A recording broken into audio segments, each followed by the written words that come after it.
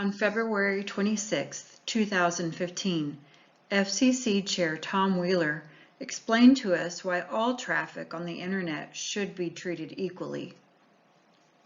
Wheeler explained that the Internet is the most powerful and pervasive platform on the planet. He wanted to get the point across that controlling access to the Internet is a dangerous decision.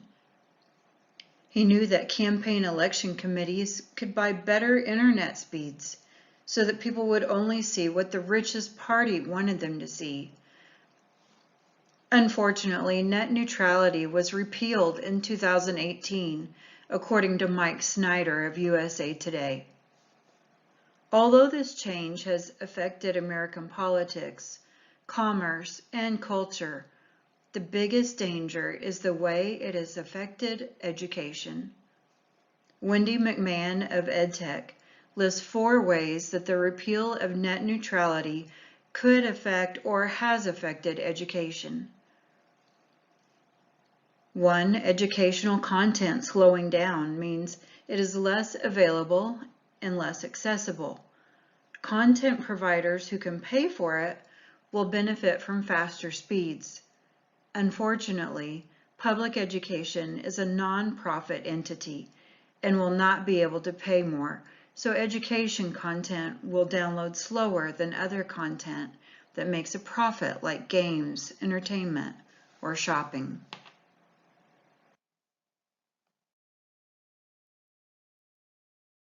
2. The cost of connectivity increases.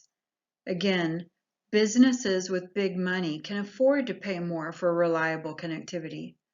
Since schools can't compete with businesses, the schools, or most likely the teachers, will end up paying for faster connectivity. 3. The homework gap will widen.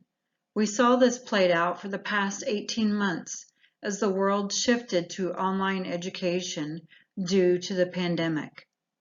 Families in the United States that could not afford faster home access had a harder time getting homework done. The quality of education for students in underserved populations has been disproportionately impacted.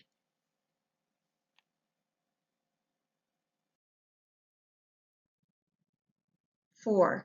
Education technology innovation will take a hit. Small companies won't be able to pay the same fees as larger organizations, so it will be harder for their educational apps to succeed. Mr. Wheeler was right. The Internet is much too powerful to be hoarded by the rich and kept away from the poor.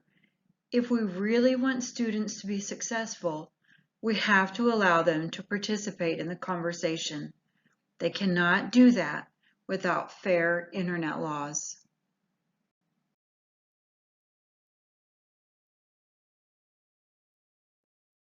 Since we currently have very little protection of privacy when it comes to technology, we need to educate ourselves and our students on what information we're giving away for free and how this can affect our own lives and the lives of our acquaintances, friends, and family. Every time we access technology, we are adding to our digital dossier. I order my groceries online. My dossier now includes my favorite foods, where I shop, how often I buy groceries, how much I spend, and whether or not I use SNAP benefits, which credit card I use most often, my credit card numbers, expiration dates, and which coupons I use. All that is just from getting groceries. My digital dossier also includes what materials I've checked out from the public library, whether I prefer audiobooks, printed books, or ebooks, who my favorite authors are, how much I've paid in late fines and lost material fees, and whether I've signed up for classes like how to use a 3D printer. Every single time I use technology, it's like a brushstroke on the painting of my life. This used to be called a digital footprint. Unfortunately, our digital dossier is much harder to clean up than it is to create, so the word tattoo is more accurate than footprint. Most of the time, I'm unintentionally adding to this tattoo, but sometimes I do this intentionally. If I know I only want to associate with people who are of the same political mindset as I am, then I can use social media to like and follow people who fit my preferences. That way, I can delude myself into thinking that my way of thinking is overwhelmingly more popular than any differing opinion. This is what we call an echo chamber, and it's actually a dangerously divisive facet of social media.